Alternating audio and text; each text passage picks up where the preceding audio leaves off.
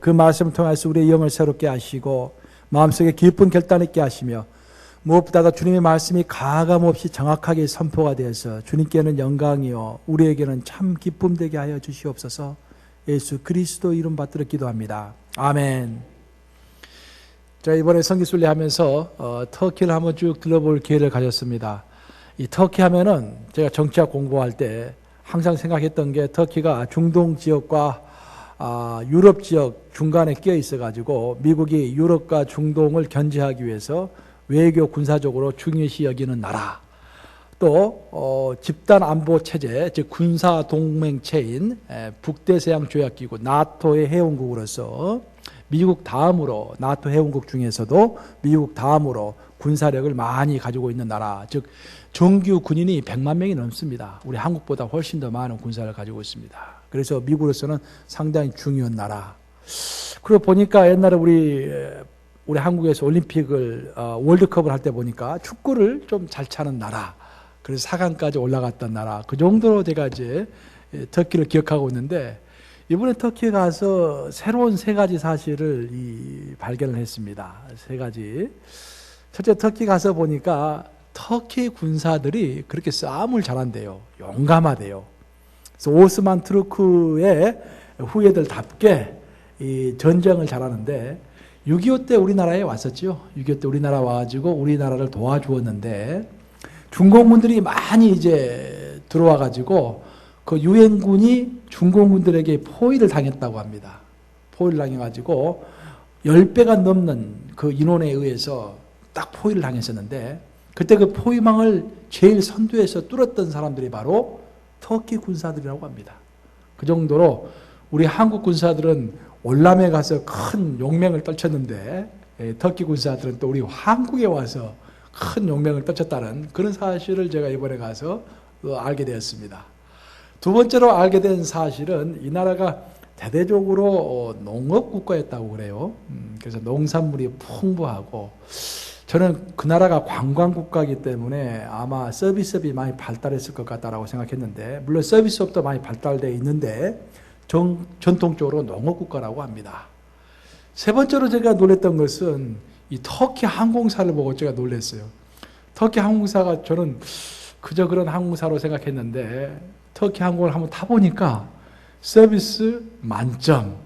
야, 그 슬리퍼를 주는데, 슬리퍼가 대한항공을 타면은 얇은 슬리퍼를 주는데 그 두꺼운 아주 좋은 슬리퍼를 주더라고요.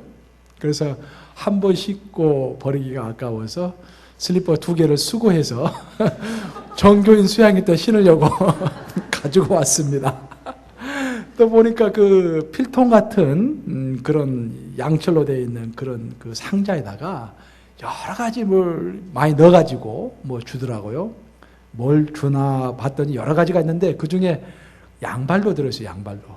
그래서 터키 항공을 타면은 양발도 하나 공짜로 얻을 수 있다는 사실.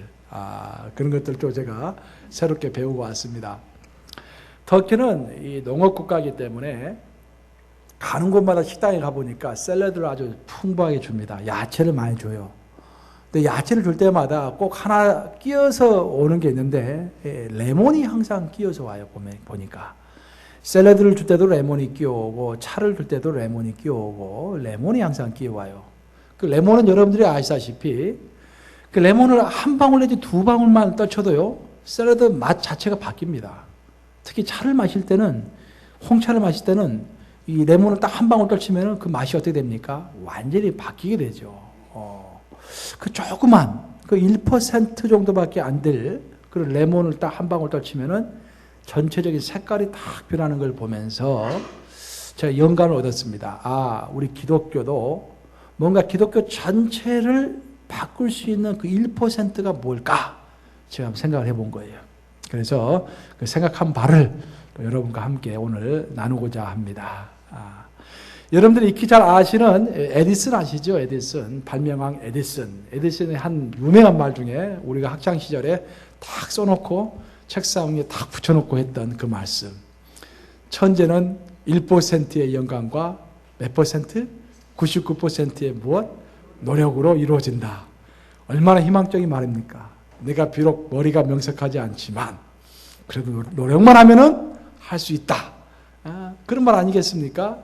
그래서 보통 사람들은 그런 말을 해석할 때 1%의 영감이라는 말보다는 99%의 노력이라는 말에 비중을 둬가지고 그 말을 해석을 합니다. 그런데 놀라운 것은 그 에디슨이 죽기 2년 전에, 즉 82회 생일 때 이런 말을 했습니다. 내가 인생을 살아보니까 첫 번째 영감이 좋지 않으면 아무리 노력해도 별 볼 일 없더라. 결국 1%의 영감이 99%의 노력을 좌우하더라. 완전히 다른 말을 한 것입니다. 근데 우리는 두 번째 말을 모르고 첫 번째 말만 붙들고 살아가는 것입니다. 여러분, 결국 1%가 중요한 것입니다. 우리 인간의 유전자를 한번 분석해 보면요, 인간의 유전자 중에서 98.70%가 침팬지의 유전자와 똑같다는 사실 여러분 아십니까? 98.77%의 인간의 유전자와 침팬지의 유전자가 똑같은 것입니다. 그걸 좀 더 달리 표현을 해본다면 우리 99%의 인간의 유전자와 침팬지의 유전자가 똑같은데 단 1%의 그 차이가 인간과 침팬지 사이의 간격을 만들어 놓는 것입니다. 몇 퍼센트다? 김사모 집사님 몇 퍼센트다? 1%. 1%. 이런 사실은 우리의 인생에도 적용이 되고 우리의 신앙에도 적용이 됩니다. 우리가 먹고 사는 것에는 근본적으로 큰 차이가 없습니다. 아무리 부자든 아무리 권세 있는 자든 우리가 먹고 사는 것에는 큰 차이가 있을 수가 없습니다. 미국에서 두 번째 부자가 하는 워렌 버핏, 세계에서 제일 투자를 잘한다는 워렌 버핏. 워렌 버핏도 알고 보면 젊었을 때 자기가 구입했던 그 조그만 집, 저도 TV 보고 깜짝 놀랐어요. 그 부자가 젊었을 때 30대 때 자기가 구입했던 그 집에서 지금도 살고 있다고 그래요. 그 조그만 집에서. 워렌 버핏이 살고 있는 집이나 내가 살고 있는 집이나 오히려 목사안이 좀 더 좋지 않을까 그런 생각도 듭니다. 아멘. 또 우리가 보면 미국의 대통령들이 던킨 도넛을 즐겨 먹죠. 특히 그 클린턴 던킨 도넛을 얼마나 좋아합니까? 근데 클린턴이 먹는 던킨 도넛이나 내가 먹는 던킨 도넛이나 똑같은 던킨 도넛이라 그런 말입니다. 또 얼마 전에 내가 TV를 보니까 어떤 정치가가 이 넥타이를 메고 났는데 그 넥타이를 보니까 내가 하고 있는 넥타이예요. 똑같은 넥타이. 그 사람이 메고 있는 넥타이나 내가 가지고 있는 넥타이나 똑같은 넥타이라는 거예요. 겉으로 봐서는 99% 별다를 바가 없다 이 말입니다. 그 사람이 잘생기듯이 우리도 잘생겼고 또 그 사람이 뭘 열심히 먹듯이 우리도 열심히 잘 먹고 그런데 그 사람과 나 사이에는 뭔가 채울 수 없는 1%의 차이가 있다는 것입니다. 그 1%가 내면에 묻어 있으면서 그 사람과 나 사이에 간격을 만들어낸다라는 것입니다. 오늘의 본문은 바로 이 1%에 대해서 이야기하고 있는 대목입니다. 사도 바울은 고린도 교회에게 이야기하면서 고린도 교회가 가지지 못한 1%, 그 가지지 못한 1% 때문에 기독교다울 수 없는 교회의 모습을 이야기하고 있는 것입니다. 고린도 교회는 여러분들이 잘 아시다시피 문제가 많은 교회였습니다. 그렇죠? 분쟁이 많은 교회였어요. 여러 가지 분쟁이 있었지만 그 분쟁 중에서 가장 큰 분쟁 중에 하나는 뭐였냐면은 이렇게 예배를 드리는데 예배 도중에 어떤 사람이 하나님의 영감을 받았다고 해가지고 갑자기 일어서가지고 애언을 두두두두두 이렇게 하는 거예요. 그러니까 예배가 계속 진행이 될 수 있습니까? 없습니까? 예배가 진행이 될 수 없죠. 갑자기 예배가 중단이 돼야 하는 거예요. 그래서 그 사람이 애언이 끝나고 또 예배를 진행하고 있는데 갑자기 또 어떤 사람이 일어나가지고 방언으로 두두두두두두 또 무슨 이야기를 하는 거예요. 하나님으로부터 영감을 받았다는 거예요. 그러니까 예배가 진행이 될 수 없는 거예요. 그래서 사람들이 회의를 한 결과 우리 바울 선생에게 한번 물어보자. 이것이 옳은 것인지 그런 것인지 한번 물어보자 해서 바울 선생에게 물어봤던 거예요. 그러자 바울이 그에 대한 답변으로 쓴 것이 바로 오늘의 고린도전서 12장, 13장, 14장 은사에 관한 부분인 것입니다. 사도 바울의 진단에 따른다면은 고린도 교회의 가장 큰 문제는 은사가 문제가 아니라 그 은사 안에 있어야 할 사랑이 없다는 것에 대해서 강력하게 지적을 하고 있습니다. 여러분들 잘 아시는 고린도전서 13장, 오늘의 본문인데 고린도전서 13장은 무슨 장입니까? 사랑장이라고 그러죠. 근데 고린도전서 13장을 중심으로 해가지고 12장과 14장은 무슨 장이다? 은사장이다. 그러니까 12장과 14장에는 각종 은사에 대해서 설명하고 있어요. 치유의 은사, 방언의 은사, 애언의 은사, 치유의 지식의 은사, 다스림의 은사, 그런 은사들이 쭉 나열이 되고 있는 것입니다. 근데 12장과 14장에 나와 있는 은사 한 중간에 13장을 딱 끼워 넣은 거예요. 무슨 말입니까? 13장은 우리가 식빵을 먹을 때, 아침에 빵을 먹을 때 식빵과 식빵 사이에 뭐가 들어가야 합니까? 잼이 들어가야지. 그래야 맛있지. 예? 그렇지 않습니까? 또 우리가 찐빵을 먹을 때 찐빵과 찐빵, 찐빵 밀가루와 밀가루 사이에 뭐가 들어가야 합니까? 앙꼬가 들어가야죠. 앙꼬 없는 찐빵 필요 있습니까? 필요 없잖아요. 잼이 없는 식빵 맛이 있습니까? 예? 맛이 없잖아. 저도 항상 잼을 준비하라고 우리 차한테 그러는데, 이 잼이 있어야 맛이 있고 앙꼬가 있어야 맛이 있듯이 은사와 은사 사이에 사랑이 있어야만이 그 은사가 온전히 발휘가 될 수 있다라고 가르쳐 주는 것이 오늘의 본문인 것입니다. 고린도 교회는 은사도 있었고 능력도 있었고 지식도 있었고 부도 있었습니다. 그런데 그 모든 것들을 정말로 시너지 효과를 낼 수 있을 만큼의 강력한 그런 하나님의 은혜로 나타내기 위해서 필요한 사랑이 없었다라는 것이에요. 그러면서 사도 바울은 그 문제점을 갖다가 이야기할 때 오늘의 본문 8절과 13절을 통해서 이렇게 고린도 교회의 문제를 이야기하고 있습니다. 애언도 패하고 방언도 그치고 지식도 패하리라. 그러나 믿음, 소망, 사랑 이 세 가지는 항상 있을 것인데 그 중에 제일은 무엇이라? 사랑이라. 한번 따라서 해보시기 바랍니다. 애언도 패하고 방언도 그치고 지식도 패하리라. 결국 여러분들이 아무리 신통한 능력을 가지고 있다고 할지라도 아무리 엄청난 능력을 가지고 있다고 할지라도 이 산을 저쪽으로 옮길 만한 그 믿음이 있다고 할지라도 여러분들이 죽은 자를 살릴 수 있는 치유의 은사가 있다고 할지라도 내일 아니 100년 후에 어떤 일이 벌어질지 예언할 수 있는 예언의 은사가 있다고 할지라도 그 안에 사랑이 없다면 헛것이라는 거예요. 왜냐? 은사도 일시적인 것이요 방언도 일시적인 것이요 예언도 일시적인 것이요 지식도 일시적인 것이기 때문입니다. 하지만 믿음, 소망, 사랑은 영원할 것인데 여기서 영원할 것인데 라는 뜻은 뭐냐면은 이 땅에서 얻은 우리가 믿음과 소망과 사랑은 저 하늘에까지 가서 이어진다라는 것입니다. 이 놀라운 구절이에요. 이 구절이. 잘 들으시기 바랍니다. 이 구절이 여기서 우리가 사랑을 쌓잖아요. 여기서 우리가 믿음을 쌓잖아요. 여기서 우리가 소망을 쌓잖아요. 하나로 가면은 그것이 그대로 있을까 없을까? 그대로 있다라는 말이에요. 그것이 바로 영원하다는 의미입니다. 하지만 이 땅에서 우리가 은사를 받아가지고 죽은 자를 살리는 치유의 은사를 받았다. 또 100년 후에 이를 알아맞힐 수 있는 애언의 은사를 받았다. 그런 은사, 또 어마어마한 지식의 은사를 받아가지고 세계 최고의 학자가 되었다. 그런 은사가 하늘로 가면 그대로 있습니까? 없습니까? 없어진다는 거예요. 그 말이 바로 애언도 패하고 방언도 그치고 지식도 패하나 믿음, 소망, 사랑은 영원히 있을 것인데 그 중에 제일은 사랑이라는 그런 표현인 것입니다. 결국 사도 바울이 이야기하고 있는 것은 뭐냐면은 우리가 가지고 있는 눈에 보이는 능력은 사랑을 기초로 해야만이, 즉 1%의 사랑을 기초로 해야만이 제대로 하나님께서 원하시는 능력이 될 수 있다라는 것입니다. 1%의 영감이 좋아야 99%의 노력이 빛을 볼 수 있다는 에디슨의 말처럼 기독교의 애언과 방언과 치유와 지식은 1%의 사랑이 있어야만이 그 방향을 바로잡는다는 것입니다.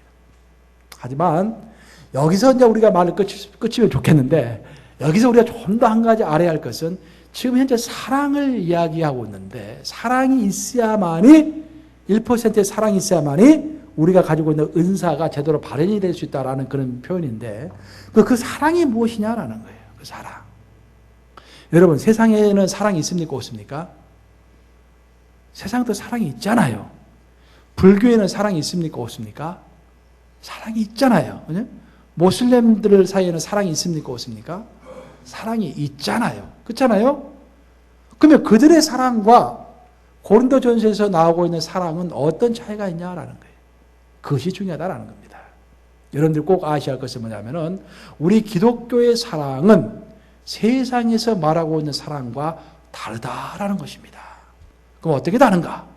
우리 기독교의 사랑은 결론부터 이야기하면은 은혜적 사랑입니다. 따라서 해보시기 바랍니다. 우리 기독교의 사랑은 은혜적 사랑이다. 은혜라는 게 뭡니까, 여러분? 은혜. 우리 은혜를 좋아하는데, 은혜가 참, 은혜라는 단어를 많이 사용하는데, 은혜가 뭡니까? 은혜라는 것은 받을 가치가 없는 사람에게 우리가 거저주는 것이 은혜입니다. 그래서 마땅히 받을 사람에게 주는 것은 그것은 상입니다. 상. 은혜가 아니고. 하지만 이 사람은 도저히 받을 가치가 없는데 그 사람에게 선물을 주는 것이 바로 은혜인 것입니다. 그렇잖아요. 그런데 기독교의 사랑은 모슬렘의 사랑과도 다르고 세상과의 사랑과도 다른데 기독교의 사랑은 바로 그 은혜의 사랑인 것입니다. 우리 예수 그리스도께서 이 땅에 오셔가지고 십자가에 못 박혀서 돌아가실 때 사람들이 조롱을 했죠. 그리고 핍박했죠. 그런 사람들을 하나님께서 용서하실 수 있겠습니까? 참 용서하기 힘들겠죠. 우리 같으면은. 꼭 보복을 하고 싶죠. 내가 한번 수치를 당한다면은 내 자식에게까지라도 내 자식에 대해 가서라도 보복을 하고 싶은 것이 우리 인간의 심정인 거예요. 그런데 우리 예수님께서 십자가에 못 박혀 돌아가시면서 우리에게 가르쳐 주신 사랑은 받을 값어치가 없음에도 불구하고 그들에게 내 몸까지 다 주고 피까지 다 주고 물까지 다 주는 그런 희생적인 사랑이었다라는 거예요.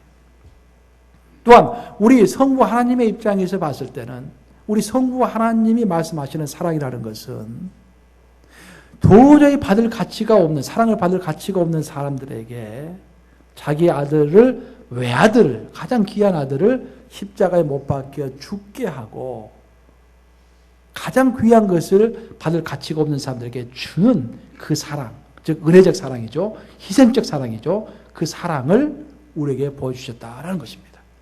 그래서 여러분들이 아셔야 할 것은 뭐냐면은 우리 기독교의 사랑은 세상의 사랑과는 달리 은혜적 사랑이라는 것입니다. 은혜적 사랑. 그래서 우리가 정말로 기독교의 1%를 가지고 이 땅을 살아가고 있다라고 떳떳하게 말할 수 있으려면은 나는 은혜적 사랑을 몸속에 지니고 지금도 그 은혜적 사랑을 이 땅에서 실현하고 있다라고 말할 때 바로 우리가 진실한 기독인이라고 말할 수가 있는 것입니다. 우리가 어떻게 진실한 기독인이며 어떻게 하나님 앞에서 양심에 꺾임 없이 살 수 있을 것인가? 율법을 다 지켜야 우리가 하나님 앞에서 양심에 꺾임 없이 살 수 있습니까? 물론 그것은 어느 정도 맞는 소리지만 우리는 기본적으로 100% 율법을 다 지킬 수 없는 사람들입니다. 그래서 은혜가 필요한 사람들입니다. 그런 의미에서 우리가 진정으로 살아계신 하나님 앞에서 양심에 꺾임 없이 생활한다라는 의미는 내가 하나님을 닮아서 예수님을 닮아서 은혜적 사랑, 희생적 사랑을 이 땅에서 지금도 펼치면서 살아가고 있다라고 이야기할 때 곧바로 우리가 기독교의 1%를 지닌 사람이다라고 말할 수가 있는 것입니다.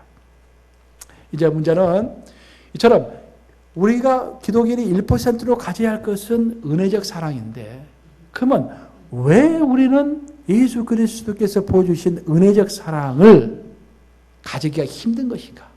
어떻게 해야만이 1%의 은혜적 사랑을 가질 수 있을 것인가? 왜 우리는 1%의 은혜적 사랑을 잘 실현하지 못하는 것인가? 그 원인을 한번 생각해 봐야 한다. 그런 말입니다. 사실 어떻게 보면 그것이 가장 중요하겠죠. 은혜적 사랑이 있다라는 것을 아는 것이 중요한 것이 아니라 그 은혜적 사랑, 1%의 은혜적 사랑을 실현하는 것이 중요한데 도대체 어떤 것이, 왜 우리는 은혜적 사랑을 제대로 우리로 하여금 은혜적 사랑을 제대로 하지 못하도록 방해하는 것인가? 어떤 요소가 우리로 하여금 은혜적 사랑을 베푸는데 방해하는 것인가? 그것에 대해서 성경은 말하기를 우리로 하여금 은혜적 사랑을 베풀지 못하도록 하는 가장 결정적인 요소 중에 하나가 선입견이라는 것입니다. 선입견. 고린도 교회에서는 밥을 먹을 때도 같이 먹지 않았습니다. 부자와 가난한 사람들이 따로따로 떨어져서 먹었어요. 오늘날에는 참 좋게 우리가 어떤 사람들이 이제 우리가 속으로 해가지고 울린 가족별로 해가지고 또 어떤 사람 자발적으로 해서 음식을 제공하면은 우리 다 골고루 나눠 먹잖아요. 이렇게 나눠 먹잖아요. 좋잖아요. 밥 굶는 사람 없지 않습니까? 교회에 와가지고. 근데 그 당시 고린도 교회에서는 그렇게 하지 않았어요. 자기가 도시락을 다 쌓고 온 거예요. 그래서 부자는 많은 음식을 쌓고 오고 가난한 사람은 돈이 없으니까 도시락을 쌓아오지 못한 거예요. 그래서 애찬을 하는 시간, 밥을 먹는 시간이 되면은 부자들은 식탁 위에다가 많은 산의 진미를 쫙 펼쳐놓고 막 먹는 반면에 가난한 형제 자매들은 도시락을 쌓아오지 못해가지고 옆에서 그것만 구경하였다라는 것입니다. 그래서 사도 바울은 지적을 하고 있어요. 그것들을 어찌하여 너희가 차라리 집에서 밥을 먹지 여기까지 와서 그런 행동을 하느냐라고 지적하고 있는 장면이 나옵니다. 즉 부자들의 입장에서 봤을 때는 요즘에야 민주주의 시대에 가지고 우리가 사람의 구별이 별로 없지만은 고린도 시대, 사도 바울의 시대만 하더라도 부자와 가난한 사람들의 차별, 또 권세자와 권세 잡지 못한 자들 사이에 차별 같은 것이 굉장히 심했던 것입니다. 그래서 가진 자와 권세에 있는 자들이 가지지 못한 자와 권세가 없는 자들을 바라봤을 때 선입견을 가지고 저 사람은 나와 도저히 함께할 수 없는 사람이다 라는 선입견을 가지고 사람들을 많이 바라보았던 것입니다. 바로 그 선입견이 은혜적 사랑을 베푸는 것을 방해했다라는 것입니다. 그래서 사도 바울이 오늘 본문에서 우리에게 지적하고 있는 것은 뭐냐면 우리가 은혜적 사랑을 가져야 하는데 그 은혜적 사랑을 가지기 위해서 필수적으로 필요한 것이 우리의 선입견을 제거해야 한다라는 것입니다. 그런 것이 고린도전서 처음부터 끝까지 면면이 흐르고 있는 사상 가운데 하나라고 볼 수가 있겠습니다. 제가 언젠가 세계 역설이라는 그 글을 읽고서 크게 감명을 받은 적이 있습니다. 세계 역설. 한번 읽어본 적 있으십니까? 세계 역설. 세계 역설이라는 글을 읽어보면 이런 말이 나옵니다. 우리가 어떤 물체를 볼 때 그 물체가 나타내는 색깔 있지 않습니까? 그 물체가 나타내는 색깔은 사실은 그 물체가 받아들이지 못하고 반사하는 색이라는 것입니다. 이게 무슨 말이냐면은 이 지구상에는 많은 색깔들, 많은 색이 있지 않습니까? 많은 색이 있는데 예를 들어 보면 사과는 빨간 색깔로 보이잖아요. 사과는 다른 색깔은 다 몸속으로 흡수한답니다. 다 몸속으로 흡수할 수 있는데 유독 빨간 색깔만 흡수할 수 없는 거예요. 흡수할 수 없기 때문에 반사하는 거예요. 이렇게 밀치는 거죠. 반사를 하는 것입니다. 근데 그 빨간 사과가 받아들이지 못하는 그 빨간 색깔을 우리는 보면서 사과는 빨간 색깔이다 라고 이야기하는 것이다 라는 것입니다. 그것이 바로 세계 역설입니다. 그것을 우리 신앙에 적용해 본다면 우리가 어떤 긴집사를 바라보았을 때 그 긴집사의 내면의 세계를 바라다 보면 좋은 것들이 굉장히 많습니다. 그렇죠? 좋은 것들이 굉장히 많아요. 근데 그 아무리 좋아도 그 사람이 한두 가지 정도는 결점이 있는 거예요. 근데 우리는 그 사람 내면에 있는 그 좋은 많은 것들은 보지 못하고 그 사람의 한두 가지 결점, 바깥으로 튕겨 나가는 그 한두 가지 결점을 보고서 그 사람의 색깔을 정한다라는 거예요. 이 사람은 이런 사람, 이래서 안 돼. 이 사람은 이런 사람, 이래서 안 돼. 여러분 어떻습니까? 맞습니까? 저는 정말로 맞는 것 같아요. 저도 목회자지만 목회하다 보니까 더 힘들어요. 너무도 많은 사람들을 만나고 너무도 다양한 종류의 사람들을 만나다 보니까 어떤 사람들이 보면은 제가 목회하면서 제 스스로의 투쟁이 뭐냐면은 어떤 사람들을 볼 때마다 저 사람은 이런 사람, 이 사람은 이런 사람이라고 규정이 되는 거예요. 그죠? 김 집사님은 A타입의 사람, 강 집사님은 B타입의 사람. 근데 그것이 과연 옳을까? 오늘 사도 바울이 우리에게 보여주시는 그런 본문의 말씀에 따르면은 그것은 옳지 않다라는 것입니다. 긴집사는 A라는 타입이라고 말하기 전에 긴집사가 그 내면에 가지고 있는 굉장히 많이 좋은 것들, 하지만 그 중에서 한두 가지를 가지지 못해서 마음속에 새기지 못해서 튕겨 나오는 것들, 그걸 가지고 그 사람을 규정한다는 것은 올바른 규정이 아니다라는 그런 말인 것입니다. 그래서 우리가 그리스도의 마음으로 정말로 한 사람을 사랑하기 위해서는 가끔씩 내 자신에 대해서 눈을 감을 필요가 있습니다. 여기서 눈을 감다라는 것은 나의 선입견을 죽일 필요가 있다라는 것입니다. 지금 여러분은 한번 생각해 보시기 바랍니다. 어떤 한 사람 때문에 마음이 상해있지 않습니까? 교회만 오면은 어떤 사람, 그 사람은 이런 타입의 사람, 도저히 함께할 수 없는 사람, 아예 피하는 것이 좋을 사람, 그런 생각을 가지고 있지 않습니까? 직장 생활을 하면서도 이 사람은 이런 타입의 사람이니까 아예 피하는 게 좋지, 그런 생각을 가지고 있지 않습니까? 그것이 혹시 선입견이라고 생각해 보지는 않습니까? 우리가 정말로 그리스도의 은혜적 사랑을 베풀기 위해서는, 또 은혜적 사랑을 하기 위해서는 그 선입견으로부터 의도적으로 자유스러워져야 한다라는 것입니다. 선입견과 편견은 우리가 끊임없이 성령의 물로 씻어내려야 할 오염물입니다. 오늘 내가 씻겨냈다고 해가지고 완전히 없어지는 것이 아니라 내일이면은 먼지가 생기듯이 또 생기는 것이 선입견인 것입니다. 그래서 우리의 선입견은 매일 성령의 물로 씻겨 내려가야 하는 것입니다. 인간이라는 단어를 영어로 표현할 때 우리는 휴먼이라고 하지 않습니다. 인간을 표현할 때는 휴먼 비잉이라고 표현합니다. 그렇죠? 비잉이라는 뜻은 여러분도 다 알다시피 현재 진행이 되고 있는 상태를 가르쳐서 비잉이라고 합니다. 이처럼 인간은 결코 완성된 존재로 태어나는 것이 아니라 계속해서 변하는 존재로 태어나는 것입니다. 그래서 오늘 A 집사가 어떤 특별한 결점을 가지고 있어서 어떤 이상한 색깔을 띠고 있다고 할지라도 그 사람은 휴먼 비잉이기 때문에, 휴먼이 아니라 휴먼 비잉이기 때문에 언제든지 교정되고 발전될 가능성을 가지고 있는 것입니다. 그래서 우리는 그 사람의 A 집사의 현재 모습을 보는 것이 아니라 A 집사가 10년 후에, 아니 1년 후에 바뀔, 현재 휴먼 비잉이니까 1년 후에 바뀔 그 모습을 바라보면서 거기에 희망을 걸고서 그 사람에 관련된 선입견을 다 내려놓고 오히려 그 사람이 가지고 있는 좋은 점을 적극적으로 바라보는 것이 바로 은혜적 사랑인 것입니다. 그리고 그 사랑이 기독교의 사랑이고 기독교의 1%이고 바로 그 사랑이 세상의 사랑과 구별되는 기독교의 예수님의 사랑인 것입니다. 그래서 우리는 다른 사람들에게 우리 기독교를 소개할 때 기독교는 사랑의 종교이다라는 것은 무의미합니다, 여러분. 사랑이 없는 종교가 어디 있습니까? 다 사랑이죠. 우리 기독교를 소개할 때는 우리 기독교는 은혜적 사랑의 종교이다. 그리고 나는 은혜적 사랑을 추구하는 사람이다. 그렇게 설명을 해야 하는 것입니다. 은혜적 사랑의 실행은 많은 시간을 요구합니다. 오늘 본문의 저자인 사도 바울도 결국은 처음부터 그런 완벽한 신앙자가 아니었습니다. 그런 어린아이와 같은 신앙을 가졌던 사람입니다. 하지만 하나님의 특별한 부르심으로 그가 사도가 되었고 또 하나님의 특별한 부르심으로 그가 선교사가 되어가지고 선교 현장으로 나갔습니다. 하나님께서 다메섹 도상에서 엄청난 은혜를 부르셨고 또 성령의 특별한 신 간섭하심으로 선교사로 따로 안수를 받았을 때는 그 마음속에 기대하는 바가 많이 있었을 것입니다. 하지만 사도 바울은 마가를 데리고 가느냐 데리고 가지 마느냐는 문제를 가지고 바나바 사도와 크게 다투었다고 성경은 이야기하고 있습니다. 놀라운 사실입니다.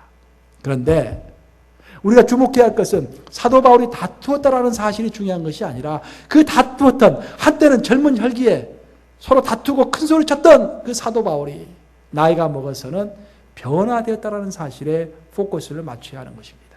사도 바울은 물론 젊었을 때는 혈기를 이기지 못하고 싸웠어요. 하지만 사도 바울이 쓴 나이가 다 들어가지고 이제 나이 들은 노인이 되어가지고 쓴 편지를 읽어보시면은요, 특히 디모데 후서 같은 편지를 읽어보시면은 은혜적 사랑이 절절절 넘쳐 흐릅니다. 사도 바울이 변한 것입니다. 그래서 사도 바울이 한때 혈기가 왕성해서 실수를 했다라는 것이 중요한 것이 아니라 그러함에도 불구하고 그리스도 안에서 몇십 년이 흘렀을 때는 변화가 되어서 진실로 은혜적 사랑을 가진 사람이 되었다라는 것입니다.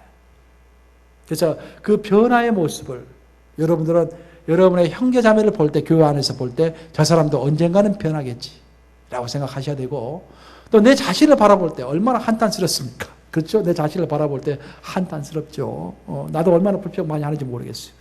그렇지만 내 자신의 모습도 언젠가는 주님의 은혜 안에서 10년 후에, 20년 후에는 은혜적 사랑을 가진 자로 내 모습이 변화가 되겠지라고 희망을 가질 수가 있는 것입니다. 이제 제가 이런 이야기를 이제 마무리하면서 여러분들 꼭 한마디 하고 싶은 것은, 이제 우리 교회가 전체적으로 지금 울림 아카데미 또 울림 가족 양대 조직, 그래서 울림 아카데미는 훈련하는 것이고 울림 가족은 소그룹을 하는 거 아니겠습니까? 이 양대 체계를 통해서 이 교회가 급격하게 이제 훈련 체계로 나아가고 있습니다. 훈련은 우리들에게 크게 두 가지를 선물합니다. 훈련을 많이 받으면은요, 첫 번째는 분별력이 생기고 결단력이 생깁니다. 두 번째는 우리로 하여금 인내력이 생기게 합니다. 자로나 우나 치우치지 않냐고 인내력을 가지고 쭉 앞으로 나아가도록 합니다. 근데 문제는 뭐냐면은 우리가 조심해야 할 것은, 우리가 가지고 있는 훈련을 통해서 얻게 되는 분별력은요, 자칫 잘못하면은 정죄가 되기 쉽습니다. 그리고 우리가 훈련을 통해서 얻게 되는 인내력은 자칫 잘못하면은 고집이 되기 쉽습니다.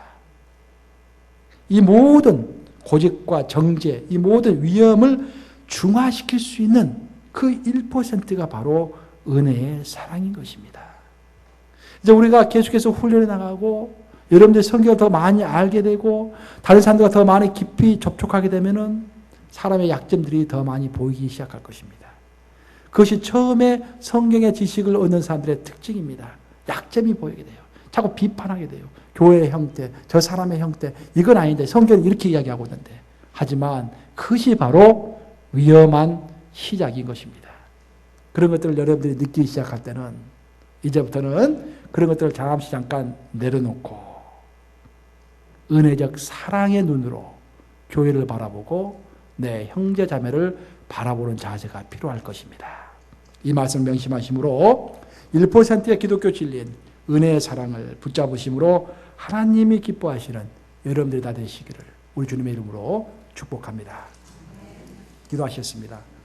살아계신 주님, 우리 주님께서는 십자가에 못 박혀 돌아가시면서도 우리에게 은혜적 사랑, 희생적 사랑을 가르쳐 주시고 기독교의 1%야말로 다른 종교에서 볼 수 없는 은혜적 사랑이라고 우리에게 가르쳐 주셨고, 너희가 선입견을 다 버리고 그 사람의 한두 가지 나쁜 색깔을 보기보다는 그 사람 안에 있는 많은 좋은 것들을 보라고 가르쳐 주셨지만 우리는 오늘도 정죄하고 판단하고 선입견을 버리지 못합니다. 주여, 우리를 하여금 불쌍히 여기시사 우리 안에 있는 모든 선입견을 다 내려놓을 수 있도록 도와주시고, 우리가 아는 지식이 또 우리가 받은 훈련이 교회를 판단하고 세상을 판단하고 우리 형제자매를 판단할 때 내가 위험에 처해 있는 것을 깨달으며 오히려 은혜적 사랑을 붙들므로 우리가 정말 이 모든 위험으로부터 온전할 수 있도록 주께서 도와주시옵소서. 예수 그리스도를 받들어 기도합니다. 아멘.